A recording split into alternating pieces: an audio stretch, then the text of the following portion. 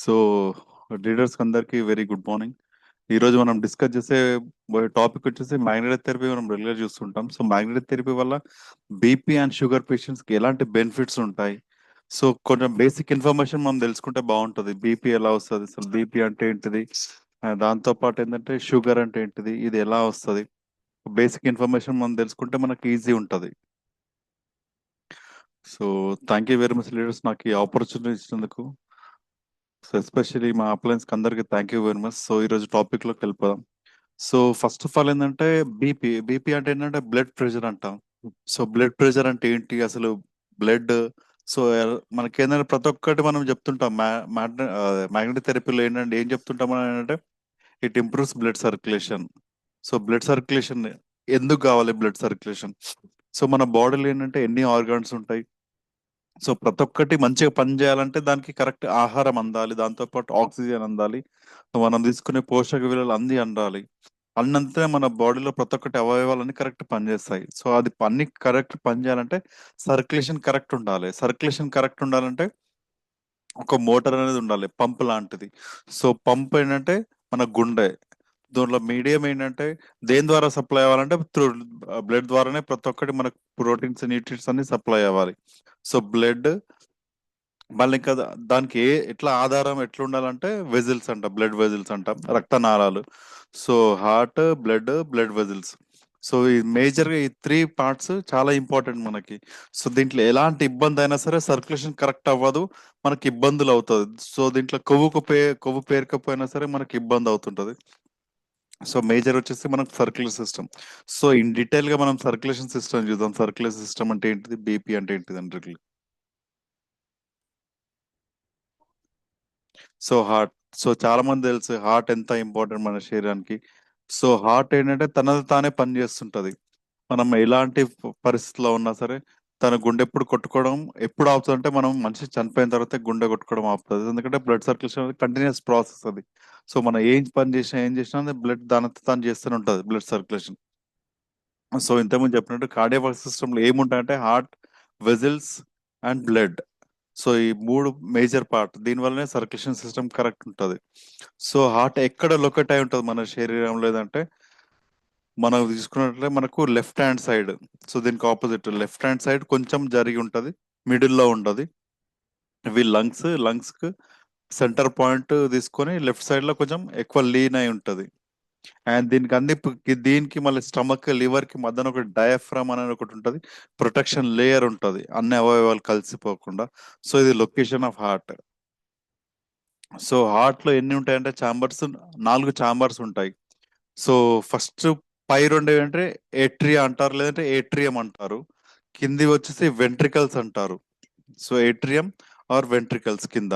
So ఏంటంటే మీరు చూసినట్లయితే రెడ్ అండ్ బ్లూ కలర్ ఎప్పుడు కనిపిస్తుంటది. సో రెడ్ ఏంటంటే మనకు రైట్ సైడ్ లాంటిది. అండ్ లెఫ్ట్ సైడ్ వచ్చేసి ఏంటంటే left atrium, right atrium, right ventricle, left ventricle. So మనకి ఏంటంటే బ్లడ్ వచ్చేసి రెడ్ దాని నుంచి బ్లూ కలర్ దాని నుంచి వస్తుంది. ఎందుకంటే ఇంప్యూర్ బ్లడ్ అంటాం, డిఆక్సినేట్ బ్లడ్ ఎప్పుడంటే అది బ్లూ కలర్ గా మారుతుంది. ఆ బ్లూ కలర్ కిందకి వచ్చేసి అది నుంచి మళ్ళీ లంగ్స్ కి కనెక్ట్ అయి ఉంటది. సో లంగ్స్ లో ఏంటంటే బ్లడ్ ప్యూరిఫికేషన్ జరుగుతుంటది. మనం ఏంటంటే కార్బన్ డైఆక్సైడ్ వదిలేసాం, ఆక్సిజన్ తీసుకుంటాం. సో మళ్ళీ అక్కడ ఏంటంటే బ్లడ్ ప్యూరిఫికేషన్ జరిగి ఆ బ్లడ్ మళ్ళీ ఎర్రగా మారుతుంది, రెడ్ కలర్ గా మారుతుంది. సో రెడ్ కలర్ నుంచి వెంట్రికల్, లెఫ్ట్ ఏట్రియం నుంచి మళ్ళీ లెఫ్ట్ వెంట్రికల్ కి వస్తుంది. So it side ventricles, it side atrium. So మళ్ళీ లెఫ్ట్ వెంట్రికల్ నుంచి through out the body supply అవుతుంటుంది, దాన్ని అయోటా ద్వారా సప్లై అవుతుంది. ఇది బేసికల్ సర్క్యులేషన్. ఎలా సర్క్యులేషన్ వస్తుందో ఇంప్యూర్ బ్లడ్ నుంచి ప్యూర్ గా మారుతుంది. సో దీనిలో ఏంటంటే ఏట్రియం కి వెంట్రికల్స్ కి పైనవన్నీ ఏట్రియం అన్నాను, కిందవన్నీ వెంట్రికల్స్. సో ఏట్రియం కి వెంట్రికల్ మధ్యన కొన్ని వాల్వ్స్ అనేది ఉంటది. ఆ వాల్వ్స్ ఏంటంటే బ్లడ్ ని ఓన్లీ వన్ ఫ్లో డైరెక్షన్ చేస్తుంటాయి. ఇట్లా వాల్వ్ అంటాం కదా మనం. వాల్వ్ అంటే ఏంటిది, వాల్వ్ ఓపెన్ చేయాలంటాం కదా, వాటర్ మోటార్ వాల్వ్. అది వాల్వ్ ఏంటంటే only it allows to flow in one way direction, okay direction లో సప్లై చేయాలి. ఒక్కసారి మన ఏజ్ పెరిగిన కొద్దీ కొన్ని వేరే ఫ్యాక్టర్స్ వల్ల ఆ వాల్స్ కూడా డ్యామేజ్ అవుతుంటాయి. ఆ డ్యామేజ్ అయినప్పుడు ఏంటంటే రక్తం రివర్స్ కొడుతుంటది. సో రివర్స్ కొట్టడం వల్ల ఏంటంటే హార్ట్ పైన లోడ్ అవుతుంది, హార్ట్ బల్జ్ అవ్వడం, అంటే గుండె వాపు అవ్వడం, ఇలాంటి సమస్యలు వస్తుంటాయి మనకి. సో ఇది బేసిక్ సిస్టమిక్ సర్క్యులేషన్. సో ఇది ఫస్ట్ దీంట్లో గురించి వస్తుంది. సో దీని వీనకేవా అంటారు. సుపీరియర్ వీనకేవా అండ్ ఇన్ఫీరియర్ వీనకేవా, కింది నుంచి అండ్ పై నుంచి ఇది మొత్తం డిఆక్సినేటెడ్ బ్లడ్ వస్తుంది. సో దీని డిఆక్సినేటెడ్ బ్లడ్ రైట్ ఏటీఎం నుంచి రైట్ వెంట్రికల్స్ వస్తుంది. ఇక్కడ వాల్వ్స్ అని చెప్పాను కదా, ఈ వాల్వ్ వచ్చేసి ట్రైకస్పిడ్ వాల్వ్ అంటాం. దీంట్లోంచి మళ్ళీ ఇక్కడికి వెళ్ళి పల్మనరీకి వెళ్తుంది. పల్మనరీ అంటే గుండెకి సంబంధించి అదే ఊపిరితిత్తులకు సంబంధించింది పల్మనరీ అంటాం. సో పల్మనరీ ఆర్టరీ నుంచి లంగ్స్ కి వెళ్తుంది. సో లంగ్స్ లో ఏంటంటే బ్లడ్ ప్యూరిఫికేషన్ జరుగుతుంది. ప్యూరిఫికేషన్ జరిగి మళ్ళీ పల్మనరీ వెయిన్ కి వస్తుంది. సో పల్మనరీ వెయిన్ నుంచి మళ్ళా ఇక్కడ పల్మనరీ వెయిన్ నుంచి మళ్ళా రైట్ ఏట్రింగ్ కదా, మళ్ళీ రైట్ వెంట్రికల్ కి వస్తుంది. సో రైట్ వెంట్రికల్ ఇక్కడ లెఫ్ట్ ఏట్రియం, ఇది లెఫ్ట్ ఏట్రియం నుంచి మళ్ళీ లెఫ్ట్ వెంట్రికల్ కి వస్తుంది. సో పై ఏట్రియం కింద వెంట్రికల్స్. సో ఈ వెంట్రికల్స్ నుంచి మొత్తం కంప్లీట్ ఇది ప్యూరిఫైడ్ బ్లడ్. ఇక్కడ నుంచి అయోటా, ఇది అయోటా ఉంటుంది. ఇది మేజర్ బ్లడ్ మన బాడీకి మొత్తం సప్లై చేసేది. రైట్ ఏట్రియం నుంచి రైట్ వెంట్రికల్ కి వస్తుంది. తర్వాత లంగ్స్కి వెళ్ళి లంగ్స్ లో ప్యూరిఫికేషన్ చేయాలి. లెఫ్ట్ ఏట్రియం నుంచి లెఫ్ట్ వెంట్రికల్ కి వస్తుంది. లెఫ్ట్ వెంట్రికల్ నుంచి అయోటా ద్వారా సెంటర్ బాడీకి మొత్తం సప్లై అవుతుంది. ఇది నార్మల్ ప్రాసెస్. సో దీంట్లో ఒకటి మేజర్ కరోనరీ ఆర్టరీ అంటాం మనం. అయోటా నుంచి మేజర్ ఒకటి రక్తనాళాలు దొడ్డు ఉంటుంది, అది గుండెకి సప్లై చేస్తుంది. ఎందుకంటే గుండె నార్మల్ గా పనిచేయాలంటే గుండె కూడా ఆహారం కావాలి. ఏం ఆహారం కావాలంటే మనం తీసుకునే పోషక విలువలు కావచ్చు, ఆక్సిజన్ కావచ్చు. సో కరోనరీ ఆర్టరీ అంటాం. Coronary artery is the artery which supplies blood to the heart for the normal function of the heart అని చెప్పొచ్చు మనం. సో ఇది basic. So blood vessels. So ఇవన్నీ ఏంటంటే ఆర్టరీస్ అంటారు. ఆర్టరీస్ అంటే which carries pure blood. Pure blood అంటే ఎర్ర ఉంటది, ఇంప్యూర్ బ్లడ్ అంటే బ్లూ కలర్ ఉంటది. సో చాలా మంది ఐవి ఇస్తారు, ఇంట్రావేనస్ అని ఇస్తారు. ఇంట్రావేనస్ మన చేయికి ఇస్తారు కదా. ఐవి ఏం చేస్తుంది అంటే అది గుండెకి వెళ్తుంది, గుండెకి వెళ్ళి త్రూ ద బాడీ సప్లై అవుతుంది. సో ఐవికి ఇవ్వడం వల్ల తొందరగా సప్లై అవుతుంది అంటారు మన శరీరంలో. సో ఇది రక్తనాళాలు, దీన్ని ఆర్టరీ అంటారు. So blood vessels. సో ఇది నార్మల్ సైజ్ ఉన్నప్పుడు, వాసో డైలేషన్ అయినప్పుడు. సో వాసో డైలేషన్ మీద రక్తనాళాలు ఎక్కువ ప్రెషర్ వచ్చింది అనుకోండి, అది ఎన్లార్జ్ అవుతుంది. ఎన్లార్జ్ అయ్యి బ్లడ్ ఫ్లూయిడ్స్ ని ఫ్రీ ఫ్లోగా తీసుకుంటుంది. ఒక మోటార్ కనెక్ట్ చేస్తాం మనం. మోటార్కి ఏంటంటే ఫ్లెక్సిబుల్ పైప్ కనెక్ట్ చేసాం అనుకోండి, so direct end of the day pressure, end point దగ్గర ప్రెజర్ ఇవ్వదు. అవసరమైతే మధ్యన అదే లావ్ ఎక్కుతుంది. ప్రెజర్ ఎక్కువైంది అనుకోండి, ఆ పైపు లావ్ ఎక్కి ఆ ప్రెజర్ ఎంత మెయింటైన్ చేయాలో అంత మెయింటైన్ చేస్తుంది. సో దీన్ని వాసో డైలేషన్ అంటాం. సో మనం ఎప్పుడైతే మ్యాగ్నెటిక్ రిస్ట్ బెల్ట్ కట్టుకుంటామో, ఆ రిస్ట్ బెల్ట్ ఏం చేస్తుందంటే ఇట్ కాజెస్ వాసో డైలేషన్. మనకు బీపీ ఫ్లక్చుయేషన్ అని ఏమి ఇచ్చినా సరే ఇది తన నిరంతరం చేసుకుంటది. ఆ వాస్కులర్, ఆ రక్తనాళాలు తానే ఇట్లా ఎన్లార్జ్మెంట్ అయ్యి బ్లడ్ వెజల్స్ ని కరెక్ట్ మెయింటైన్ చేసి మనకు ప్రెజర్ ఎక్కువ ఇయ్యది. దీన్ని వాసో కన్స్ట్రక్షన్ అంటాం. సో ఒక్కసారి ఏంటంటే మనకి ఏదైనా వర్క్ చేయాలంటే ప్రెజర్ కావాలి, ఏదైనా వెయిట్ లిఫ్ట్ చేయాలని బ్లడ్ ప్రెషర్ కావాలి. అప్పుడు ఏంటంటే మనం ఇట్లా ఏదైనా టైట్ గా ఇట్లా అప్లై చేసినప్పుడు వాసో కన్స్ట్రక్షన్ అవుతుంది. ఆ బ్లడ్ ఫ్లో అనేది మొత్తం ఒత్తుకుపోతే మనకి అక్కడ ప్రెజర్ అనేది క్రియేట్ చేస్తుంది. సో మనకి ఏంటంటే మన సిచ్యువేషన్ బట్టి మనం ఏం వర్క్ చేస్తున్నామో, నార్మల్ టైంలో వాసో డైలేషన్ కావాలి, ఏదైనా వర్క్ చేసినప్పుడు వాసో కన్స్ట్రక్షన్ అవ్వాలి. సేమ్ గుండె వాసో కన్స్ట్రక్షన్ అవ్వడం వల్ల ఆ రక్తం అనేది కిందికి వస్తుంది. వాసో డైలేషన్ అవ్వడం వల్ల ఓపెన్ అయితే మళ్ళీ దాంట్లో బ్లడ్ వస్తుంది. సో వాసో కన్స్ట్రక్షన్ లప్ డబ్ అంటాం కదా. సో అది వాసో డైలేషన్, వాసో కన్స్ట్రక్షన్. సో పైన దాని వాసో కన్స్ట్రక్షన్ అయ్యేదాన్ని సిస్టోలిక్ బ్లడ్ ప్రెషర్ అంటాం. కింద వాసో డైలేషన్ అయ్యేదాన్ని డయాస్టోలిక్ అంటాం. Systolic, diastolic. ఇది 120 ఉండాలి, 80 ఉండాలి. బీపీ మనం మెజర్ చేస్తాం కదా, స్పిగ్మో మోనోమీటర్ మీద మనం చెక్ చేస్తాం కదా. వాసో కన్స్ట్రక్షన్ లప్ వాసో కన్స్ట్రక్షన్, వాసో డైలేషన్, దాని systolic and diastolic blood pressure అంటాం.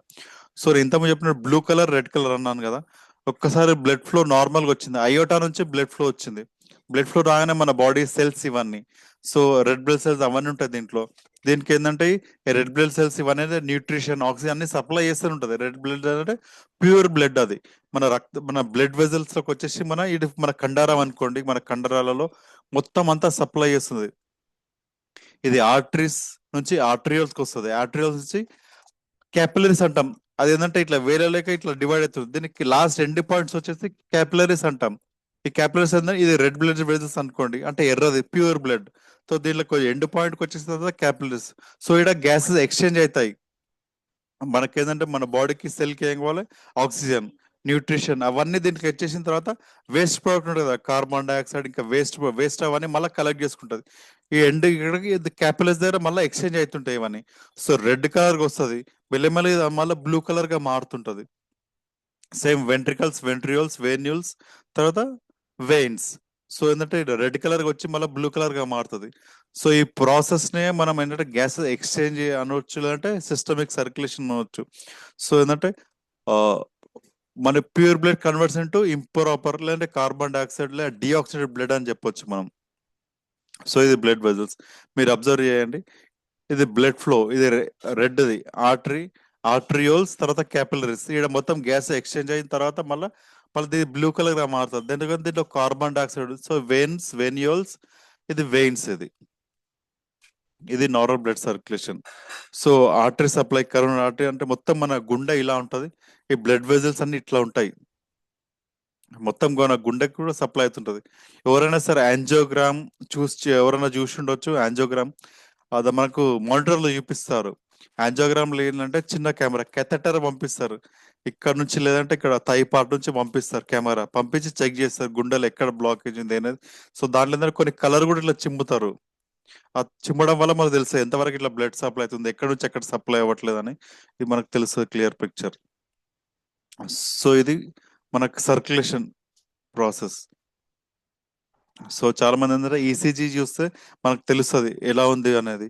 సో ఈసీజీ వల్ల మనకు తెలుస్తుంటది సర్క్యులేషన్ కరెక్ట్ ఉందా లేదా. సో ఈసీజీ మనం ఎలా మెజర్ చేసుకోవచ్చు అంటే ఇట్లా ఇట్లా అంటాం కదా, పీక్యూఆర్ఎస్టీ. సో మాక్సిమం ఈ ఇంటర్వెల్స్ కరెక్ట్ ఉండాలి.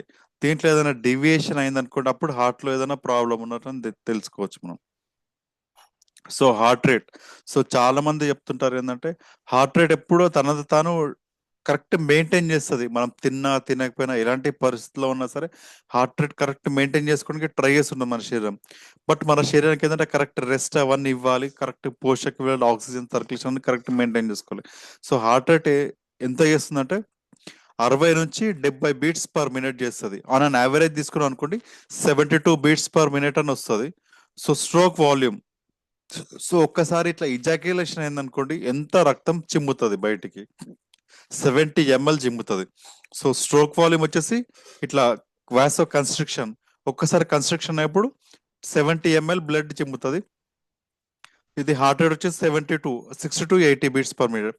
సో కార్డియాక్ అవుట్పుట్, సో ఒక కార్డియాక్ అవుట్పుట్ ఎంత ఇస్తుంది అంటే 7 7 49, అప్రాక్సిమేట్లీ ఏంటంటే 5 to 6 లీటర్స్. సో దీన్ని మనం చేసుకోవాలి. ఒక నిమిషానికి కార్డియాక్ అవుట్పుట్ అంటే ఒక నిమిషానికి ఏంటంటే 72 సార్లు అనుకున్నాం కదా, 72 into 70 వేసుకున్నాం అనుకుంటే అప్రాక్సిమేట్లీ 7 7 49 అంటే అప్రాక్సిమేట్లీ 5 లీటర్స్ అని వస్తుంది. So heart rate stroke volume చేసుకుంటే 5 to 6 లీటర్స్ కార్డియాక్ అవుట్పుట్ వస్తుంది. ఒక నిమిషానికి 5 నుంచి 6 లీటర్ల బ్లడ్ మొత్తం పంపింగ్ చేస్తుంటది. సో ఇది నార్మల్ ప్రక్రియ. సో దీంట్లో ఎలాంటి అంతరాయం ఏర్పడినప్పుడు ఇవన్నీ ఇబ్బంది అయితే, ఇబ్బంది అయినప్పుడు మన శరీరం తట్టుకోలేదు, భరించలేదు. సో మనకి ఏంటంటే పెరిఫరీ వాస్కులర్ డిసీజ్ అంటాం. సో మన గుండె దగ్గర ఎలాంటి సమస్య లేకపోయినా ఒకసారి కాళ్ళల్లో లేదంటే చేతులలో కూడా మనకి ఏంటంటే రక్తనాళాలు లావ్ ఎక్కడం అవుతుంటది, వెరికోజ్ వెయిన్స్ అంటాం. సో దీన్ని పెరిఫెరల్ వాస్కులర్ డిసీజ్ అంటాం. ఎక్కడైతే వేరే దగ్గర సప్లై అంతరాయం ఏర్పడిందో దాన్ని పెరిఫెరల్ వాస్కులర్ సిస్టమ్ రెసిస్టెన్స్ అంటారు. బ్రాడికార్డియా అంటే హార్ట్ రేట్ తక్కువ కొట్టుకోవడం, టాకికార్డియా అంటే హార్ట్ రేట్ ఎక్కువ కొట్టుకోవడం. సో బ్రాడికార్డియాలనే మనం పేస్ మేకర్ ఇస్తారు, ఎందుకంటే గుండె కరెక్ట్ ఎలక్ట్రిసిటీ అందకపోవడం వల్ల ఆర్టిఫిషియల్ గా ఎలక్ట్రానిక్స్ కి మన ఎలక్ట్రిసిటీ పంప్ చేస్తారంట, దాన్ని బ్రాడికార్డియా అంటాం. అండ్ నెక్స్ట్ వచ్చేసి టాపిక్ డయాబెటీస్. సో ఇప్పటి వరకు కార్డియోవాస్కులర్ సిస్టమ్ అర్థమైంది కదా, బీపీ అంటే ఏంటిది. సో మనకు మ్యాగ్నెటిక్ థెరపీ వల్ల ఏంటంటే, సో బీపీకి మ్యాగ్నెటిక్ థెరపీకి ఏం సంబంధం అంటే మనం రెగ్యులర్ చూస్తున్నాం. సో భూమి పైన ఏంటంటే మ్యాగ్నెటిజం ఉంటుంది, ఇప్పుడు మనం తీసుకోవట్లేదు. సో మ్యాగ్నెటిజం కి మన బాడీకి ఏం సంబంధం అంటే, ఎప్పుడైతే రిస్ట్ బెల్ట్ మనం కట్టుకున్నామో, ఎప్పుడైతే మన మ్యాగ్నెటిజం కి దగ్గర వచ్చామో, సో మన బాడీలో 4 grams ఆఫ్ ఐరన్ ఉంటుంది. ఆ 4 grams ఆఫ్ ఐరన్ ఏం చేస్తుందంటే ఆక్సిజన్ అట్రాక్ట్ చేస్తుంది ఐరన్. సో ఆ మ్యాగ్నెట్ కి ఐరన్ కి అటాచ్మెంట్ ఉంటుంది. ఆ మ్యాగ్నెటిజం వల్ల బ్లడ్ సర్క్యులేషన్ కరెక్ట్ ఉంటుంది, ఎందుకంటే మన బాడీలో 4 grams of iron. So iron ఏం చేస్తుందంటే ఆక్సిజన్ అట్రాక్ట్ చేస్తుంది. మీరు చూడండి, ఎప్పుడైతే ఇనుము మనం ఎలాంటి పెయింట్ వేయకుండా మనం బయట వదిలేసాం అనుకోండి, మెల్లమెల్ల దాని మీద వాటర్ పడడం వల్ల ఆక్సిడేషన్ అవుతుంది. సో ఐరన్ ఎప్పుడు ఏంటంటే తనది తానే నాశనం చేసుకోవడానికి ఆక్సిజన్ ని అట్రాక్ట్ చేస్తుంటది. సేమ్ మన శరీరంలో కూడా అంతే. అదేంటంటే ఆక్సిజన్ అట్రాక్ట్ చేస్తుంది. బట్ మన శరీరం ఏంటంటే ఒక కెమికల్ ఉంటది. ఆ కెమికల్ ద్వారా ఏంటంటే మన శరీరంలో తుప్పు అలాంటిది ఏం పట్టదు ఐరన్. సో అందుకనే ఐరన్ ప్లస్ ఆక్సిజన్ ఇది సర్క్యులేషన్ ఇంప్రూవ్ అవుతుంది, పుష్ పుల్ సిస్టమ్ ని యాక్టివేట్ చేయడానికి. సో ఇది మనకు బీపీకి సంబంధించిన బ్లడ్ ప్రెషర్. అండ్ నెక్స్ట్ వచ్చేసి డయాబెటీస్. సో షుగర్ చాలా చూస్తున్నాం. షుగర్ అంటే ఏంటిది, డయాబెటీస్. సో డయాబెటీస్ వల్ల ఎలాంటి ఇబ్బందులు అవుతాయి, సో డయాబెటీస్ ఎలా మెయింటైన్ చేసుకోవాలి, డయాబెటీస్ కి and మన మైగ్రేన్ థెరపీకి ఏంటి సంబంధం చూద్దాం లీడర్స్. సో ఎప్పుడైతే మనం ఆహారం తింటున్నామో, తిన్నప్పుడు ఏంటంటే ఫుడ్ మన స్టమక్ లోకి వెళ్తుంది. స్టమక్ లోకి ఏంటంటే చాలా మందికి మనకు చెప్తుంటది, ఆహారం రాగానే ఏం కాదు, గ్లూకోజ్ గా మారుతుంది. ఏమన్నా తీసుకోండి మనం. సో ఆహారం రాగానే వెంటనే గ్లూకోజ్ గా ఎందుకంటే ఎనర్జీ కావాలి. ఎనర్జీ ఏ రూపంలో మనకు వస్తుంటే గ్లూకోజ్ రూపంలోనే మన శరీరం తీసుకుంటది. ఆ గ్లూకోజ్ కూడా ఏంటంటే మళ్ళీ సబ్ డివైడ్ అవుతుంది. ఫ్రక్టోస్, మాల్టోస్ ఇవన్నీ మళ్ళీ సబ్ డివైడ్ అవుతుంది. పాలిసాకరైడ్స్, మోనోసాకరైడ్స్, ఇది పెద్ద సబ్జెక్ట్. బట్ అల్టిమేట్ గా గ్లూకోజ్ గా మారుతుంది. మనం ఏదైనా తీసుకుంటే గ్లూకోజ్ గా మారుతుంది, ఎలాంటి ఫుడ్ తీసుకున్నా సరే. ఎందుకంటే మన బాడీకి ఎనర్జీ కావాలి. సో ఒకసారి ఇది వచ్చేసింది అనుకోండి, సో గ్లూకోజ్ పెరగానే మన బాడీ ఏం చేస్తుందంటే ఆ గ్లూకోజ్ ని వాడుకోవాలి. గ్లూకోజ్ ని వాడుకోవాలి, దీన్ని క్రోమగ్రంథి అంటాం. ప్యాంక్రియాస్. సో క్రోమగ్రంథి ఏం చేస్తుందంటే బీటా సెల్స్, ఆల్ఫా సెల్స్ ఉంటాయి దీంట్లో క్రోమగ్రంథిలో. సో బీటా సెల్ ఏం చేస్తుందంటే ఇన్సులిన్ ఉత్పత్తి చేస్తుంది. ఆల్ఫా సెల్ ఏం చేస్తుంది, గ్లూకోగాన్ ఉత్పత్తి చేస్తుంది. సో మనకి ఏంటంటే గ్లూకోగాన్ ఇప్పుడు అవసరం లేదు, ఓన్లీ బీటా సెల్స్ కావాలి. బీటా సెల్ ఎందుకంటే అది ఇన్సులిన్ ఉత్పత్తి చేస్తుంది. షుగర్ పెరిగింది, ఆ షుగర్ ని వాడుకోవడానికి ఒక తాళం చేయి కావాలి. తాళం చేయి వచ్చేసి ఇన్సులిన్. ఇన్సులిన్ ఎంత ఉంటే అంత గ్లూకోజ్ యూటిలైజ్ చేసుకుంటుంది మన శరీరం. ఒకవేళ ఇన్సులిన్ కరెక్ట్ ఉత్పత్తి అవ్వలేదు అనుకోండి, ఆ గ్లూకోజ్ మొత్తం రక్తనాళాలలో తిరుగుతూనే ఉంటుంది, మన బాడీ మొత్తం తిరిగి రక్తం చిక్కవడం, లేదంటే ప్రతి ఒక్క ఆర్గాన్ కి సెల్ కి రక్త సరఫరా కరెక్ట్ అంతరాయం ఏర్పడడం, ఇవన్నీ స్టార్ట్ చేస్తుంది. సో చాలా మంది షుగర్ వచ్చింది అనుకోండి, ఎంటైర్ బాడీ సిస్టమ్ మొత్తం డ్యామేజ్ చేస్తుంది. సో ఇది basics. So diabetics. So what is diabetes? So diabetic ఏంటంటే ఇది క్రానిక్ మెటబాలిజం కండిషన్. సో ఏంటంటే గ్లూకోజ్ లెవెల్ పెరగడం. సో ఎందుకు పెరుగుతుంది అంటే కరెక్ట్ మనకి ఇన్సులిన్ కరెక్ట్ ఉత్పత్తి చేసుకోకపోవడం వల్లనే మనకు గ్లూకోజ్ పెరుగుతుంది. ఇది గ్లూకోజ్ పెరిగింది వెంటనే మాకు క్రోమగంది రియాక్ట్ అయిపోతుంది, ఏ గ్లూకోజ్ వచ్చేసింది, ఇన్సులిన్ ఉత్పత్తి చేయాలి, దాన్ని వాడుకోవాలి. ఇది నార్మల్ ఫినామినా. అంటే నార్మల్ ఇండివిజువల్ ఇట్లా జరుగుతుంది. మనకి ఎనర్జీ రావాలంటే ఖచ్చితంగా గ్లూకోజ్ అవసరం ఉంటుంది. సో గ్లూకోజ్ లో ఏంటంటే మేజర్ గా 2 టైప్స్ ఆఫ్ ఉంటాయి. So type 1 diabetes and type 2 diabetes. So type 1 diabetes ఏంటంటే చిన్న పిల్లల నుంచి వస్తుంది. ఇది అప్రాక్సిమేట్ 5 నుంచి 10% మందిలో వస్తుంది type 1 diabetes. So type 1 diabetes చాలా డేంజర్. అది పుట్టినప్పటి నుంచే షుగర్ లెవెల్ పెరుగుతుంటది. మనం ఒకసారి ఫుడ్ తీసుకోకపోయినా మన బాడీలో షుగర్ లెవెల్ పెరుగుతుంది, ఎందుకంటే ఆల్ఫా సెల్ గ్లూకోగాన్ ని రిలీజ్ చేస్తుంది కాబట్టి. సో షుగర్ లెవెల్ పెరగనే వెంటనే మన బాడీ ఏం చేస్తుంది, క్రోమగ్రంథి చెప్తుంది ఇన్సులిన్ కావాలి నాకు, ఆ షుగర్ ని యూటిలైజ్ చేసుకోని కానీ. సో అప్పుడు ఏంటంటే షుగర్ కరెక్ట్ టైంకి ఉత్పత్తి అవ్వదు.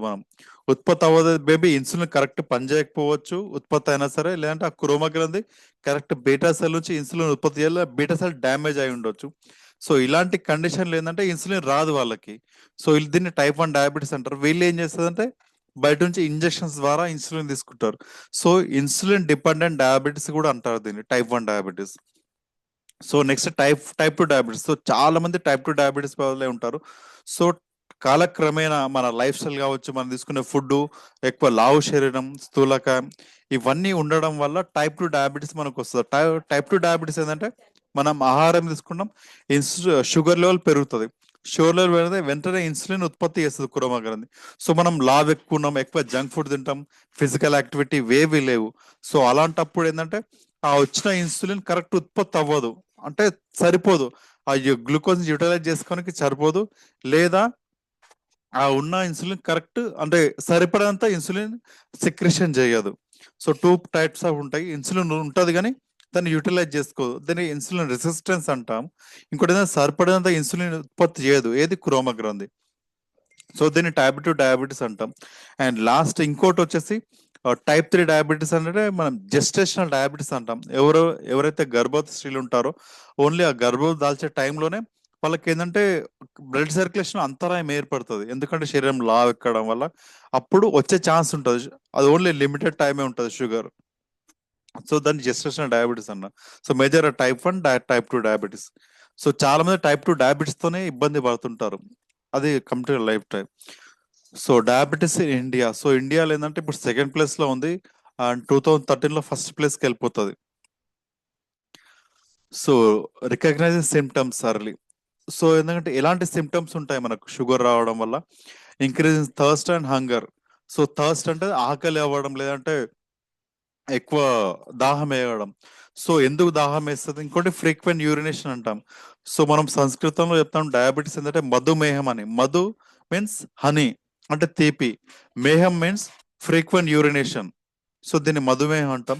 సో ఇవి వాళ్ళ సిమ్టమ్స్. ఎక్కువ ధూప అవడం, ఎందుకంటే ఎక్కువ యూరినేషన్ అవడం వల్ల వాళ్ళకి ఎక్కువ ధూప అవుతుంది, ఎక్కువ ఆకలి అవుతుంటది, అండ్ సడన్ గా వెయిట్ లాస్ అవ్వడం. అండ్ ఎప్పుడు ఏంటంటే మన బ్రెయిన్ కి ఫుడ్ ఏంటిదంటే గ్లూకోజ్. సో మీరు మనం అబ్జర్వ్ చేసిన అనుకోండి, ఈరోజు ఉపవాసం ఉంటే ఏమవుతుంది? సో మెల్ల మనం చక్కెర రావడం అవుతుంటుంది, సో బ్రెయిన్ తిరగడం అంటాం. సో బ్రెయిన్ తిరగడం వల్ల ఎందుకంటే బ్రెయిన్ కి ఫుడ్ వచ్చేసి గ్లూకోజ్ కావాలి. సో గ్లూకోజ్ ఇవ్వకపోతే బ్రెయిన్ కి ఇబ్బంది అవుతుంది. సో అదే వాళ్ళకి ఏంటంటే చక్కెర వచ్చినట్టు అవుతుంది, తిప్పినట్టు అయిపోతుంది. అండ్ స్లో హీలింగ్ వుండ్స్, వాళ్ళకి ఏంటంటే దెబ్బలు కూడా తొందర మానవు. మనం కూడా చూస్తాం షుగర్ పేషెంట్ కి, వాళ్ళు షుగర్ పెరిగిందని వాళ్ళు టాబ్లెట్స్ వేసుకుంటారు. ఒక్కసారి డోస్ ఎక్కువైపోయి తనకి సడన్ గా షుగర్ వెంటనే పడేస్తుంది. సో షుగర్ వెంటనే పడేస్తే కూడా బ్రెయిన్ కి గ్లూకోజ్ అందదు, బ్రెయిన్ కి షుగర్ అందదు. అలాంటప్పుడు ఏంటంటే వాళ్ళు చాక్లెట్ ఏదో ఒకటి మెయింటైన్ చేస్తారు షుగర్ పేషెంట్స్, వెంటనే షుగర్ పెంచుకోవడానికి వాళ్ళ శరీరంలో. సో ఎలాంటి రిస్క్ ఫ్యాక్టర్స్ ఉంటాయంటే ఫ్యామిలీ హిస్టరీ ఉండొచ్చు, అండ్ సెడెంటరీ లైఫ్ స్టైల్, తిని కూర్చోవడం, ఎలాంటి వర్కౌట్ చేయకుండా, సిగరెట్ స్మోకింగ్, లేదంటే టొబాకో ఇంకా ఆల్కహాల్ ఇవన్నీ తీసుకోవడం వల్ల, అండ్ ఓవర్ వెయిట్ ఒబేసిటీ, ఎక్కువ లావు ఉండడం వల్ల, అన్హెల్తీ డైట్ అంటే ఎక్కువ మనం మైదా, షుగర్ మైదా అని రెగ్యులర్ చెప్తుంటాం, ఇలాంటి డైట్ తీసుకోవడం వల్ల, అండ్ ఏజ్ ఫ్యాక్టర్. ఒక్కసారి మన ఏజ్ 50 నుంచి 60 మారింది అనుకో ఇవి వచ్చే ఛాన్స్ ఉంటాయి. బట్ ఇప్పుడు ఏంటంటే ఏజ్ తో సంబంధం లేకుండా వస్తున్నాయి, ఎందుకంటే మన లైఫ్ స్టైల్ అలా ఉంది, అలాంటి ఫుడ్స్ మనం తీసుకుంటున్నాం. సో దీన్ని ఎలా మనం మేనేజ్ చేసుకోవాలి? రెగ్యులర్ గా బ్లడ్ మానిటర్ చేసుకోవాలి, బ్లడ్ షుగర్ టెస్ట్ చేసుకోవాలి, అండ్ బ్యాలెన్స్డ్ డైట్, మనం ఏం డైట్ తింటున్నాం దానిలో కరెక్ట్ ఉండేట్టు చూసుకోవాలి. అండ్ ఫిజికల్ యాక్టివిటీ ఇంప్రూవ్ చేసుకోవాలి, మెడిటేషన్ లాంటివి అవి మెడికేషన్ తీసుకోవాలి. అండ్ దాంతోపాటు రెగ్యులర్ చెకప్స్ ఇవన్నీ చేసుకోవడం వల్ల మనకు తెలుస్తుంటది. సో షుగర్ ఎక్కువైతే ఏమవుతుంది? నేను చెప్పాను కదా, షుగర్ చాలా డేంజర్. అది శరీరం మొత్తం నాశనం చేస్తుంది, ఎండ్ ఆర్గన్ మొత్తం డ్యామేజ్ చేస్తుంది. ఎందుకంటే ప్రతి ఒక్క ఆర్గాన్ కి, సెల్, టిష్యూ, ఆర్గాన్ అంట కదా, ప్రతి ఒక్క దానికి ఏం కావాలి? బ్లడ్ సర్క్యులేషన్ కరెక్ట్ ఉండాలి. బ్లడ్ సర్క్యులేషన్ కరెక్ట్ ఉండాలంటే బ్లడ్ ఎప్పుడు పల్సగా కరెక్ట్ మెయింటైన్ అవ్వాలి. ఒకసారి బ్లడ్ లో షుగర్ లెవెల్ పెరిగింది అనుకోండి, అది ఏంటంటే చిక్కగా మారుతుంటది.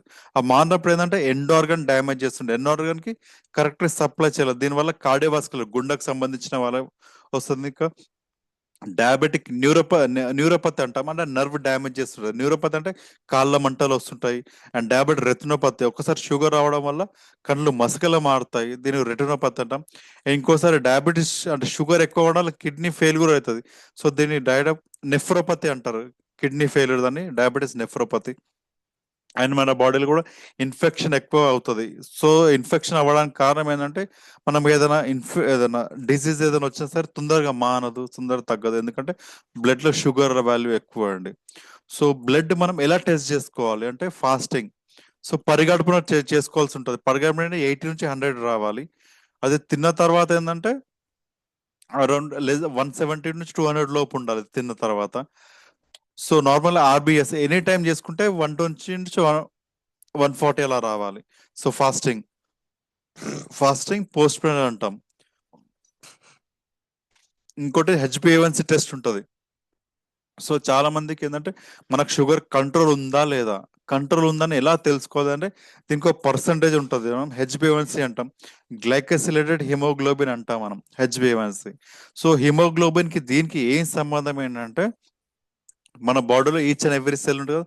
సో ప్రతి ఒక్క దానికి లిమిటెడ్ లైఫ్ స్పాన్ అనేది ఉంటుంది. ఆ లైఫ్ స్పాన్ తర్వాత ఆ సెల్స్ చనిపోతుంటాయి, మళ్ళీ పుట్టే సెల్స్ పుడుతూనే ఉంటుంది. ఇది నార్మల్ నేచర్, మన హ్యూమన్ ఫెనామినా, అది మన బాడీ టెండెన్సీ అట్నే ఉంటుంది. సో ఈ రక్తనాళాల్లో ఆర్బిసి, ఎర్ర రక్త కణాలు ఉంటాయి. ఎర్ర రక్త కణాల్లోనే హిమోగ్లోబిన్ ఉంటుంది. ఆ హిమోగ్లోబిన్ తోనే ఈ షుగర్ మాలిక్యూల్ అనేది అటాచ్ అవుతుంది. సో ఎర్ర రక్త కణాల లైఫ్ స్పాన్ ఏంటంటే 90 నుంచి 120 డేస్. అది 120 డేస్ తర్వాత చనిపోతే మళ్ళీ కొత్త ఎర్ర రక్త కణాలు ఉంటాయి. సో ఇది ఎలా చనిపోతాయి? చనిపోయిన దాన్ని ఏం చేస్తారంటే మన బాడీలో ఒకటి స్ప్లిన్ అనేది ఒకటి ఉంటుంది. దాని ఏంటంటారు, పిత్తాశయమా స్ప్లిన్ అంటారు. ఆ ఆ స్ప్లిన్ అనే పని మొత్తం దీని అంటే ఎలిమినేట్ చేస్తుంటది చనిపోయిన సెల్స్ అన్నిటిని. సో హెచ్బిఏవన్సి దీంట్లో పర్సంటేజ్ ఉంటుంది, ఎలా కంట్రోల్ ఉంది. సో ఇది 90 నుంచి 120 రోజుల పర్సంటేజ్ ఎలా మెయింటైన్ చేసింది శరీరంలో, షుగర్ లెవెల్ ఎక్కువ ఉందా తక్కువ ఉందా, ఆ పర్సంటేజ్ తెలుసుకుంటాం. సో జనరల్ గా 5.5 నుంచి 6.5 లోపు ఉండాలి. ఇది నాకు నార్మల్ ఉన్నట్టు, షుగర్ లేనట్టు.